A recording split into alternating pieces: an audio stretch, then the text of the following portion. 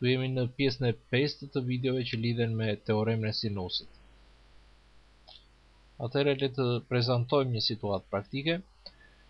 Një varkë është duke udhëtuar përgjatë bregut të detit dhe në një pikë A ajo shmanget nga bregu i detit nga kendi 35 gradë.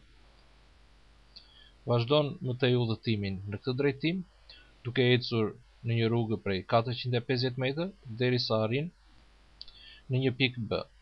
Tek kjo pikë, varka ndron përsëri drejtimin, kësaj radhe duke u shmangur me një kënd prej 75 gradë nga drejtimi që ishte duke ndjekur dhe vazhdon në rrugën sipas drejtimit të ri derisa arrin tek bregu në një pikë C, për të vazhduar më tej rrugën sipas drejtimit paralel me bregun.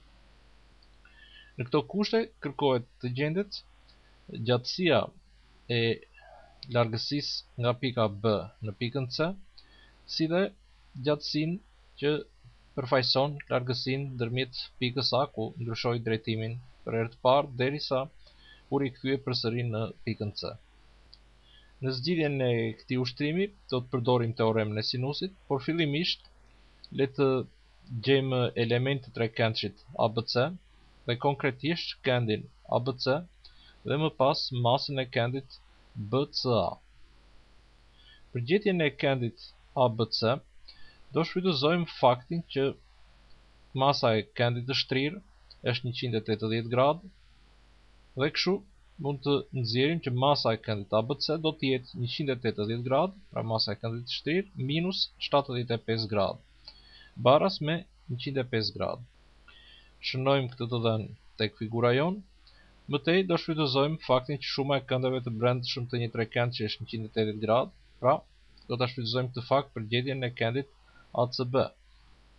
Kështu masa e këndit ACB, që kemi shënuar masën e këndit C, do të gjendet nga zbritja prej 180 gradës, pra shumës së gjithë këndeve të brendshëm të trekëndit, pra do të zbresim nga 180 gradë 35 gradë, që është masa e këndit A, më tej do zbresim 105 gradë, që është masa e këndit B, dhe përcaktojmë që masa e këndit C është 40 gradë. Paraqitim dhe këtë të dhënë tek figura jonë. Më tej shkruajmë teoremën e sinusit për rastin e trekëndshit tonë, pra kemi AB mbi sinusin e këndit C të barabartë me BC mbi sinusin e këndit A, baras më tej me AC mbi sinusin e këndit B. Në këtë barazim që shpreh teoremën e sinusit, njohim AB-n dhe duke njohur masat e këndeve, mund të themi se mund të përcaktojmë dhe sinusin e C, sinusin e A-s dhe sinusin e B-s. Të panjohura janë pikërisht BC-ja dhe AC-ja. E shkruajmë edhe një herë barazimin që i takon teoremës së sinusit, kësaj radhe duke vendosur konkretisht të dhënat, pra kemi 450 mbi sinusin e 40 gradës, baras me BC mbi sinusin e 35 gradës, baras me AC mbi sinusin e 105 gradës. Në poshtë kemi vendosur dhe vlerat e parafruara deri në dy shifra mbas presjes të sinusit këndit 40 gradë, 35 gradë dhe 105 gradë. Do të shfrytëzojmë barazimin e dy thyesave të para për gjetjen e të panjohurës BC. Pra, meqense këto dy thyesa janë të barabarta, lejohet barazimi i krijuar nga shumëzimi kryq, pra 450 shumëzim 0 presje 57 është e barabartë me BC shumëzim 0 presje 64. Nga ku mund të përcaktojmë që BC është e barabartë me 450 shumëzim 0 57 mbi 0 presje 64. Dhe duke patur parasysh dhe parafrimet që janë verë, mund të përcaktojmë që BC është afërsisht e barabartë me 400 presje 8 metër. Shënojmë këtë përfundim dhe tek figura jonë për të vazhduar me përcaktimin e gjatësisë AC-s. Për përcaktimin e largesës midis pikës A dhe pikës C do të shfrytëzojmë thyesën e parë dhe thyesën e tretë, që sigurisht janë të barabarta ndërmjet tyre.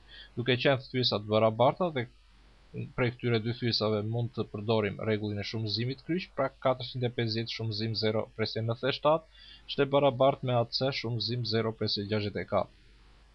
Që këtu mund të shkruajmë AC të barabartë me 450 shumëzim 0 presje 97 mbi 0 presje 64 dhe duke patur parasysh edhe në këtë rast rrumbullakimet që janë bërë, do të përcaktojmë gjatësinë e ACS të barabartë me një parafërsi me 682 metër.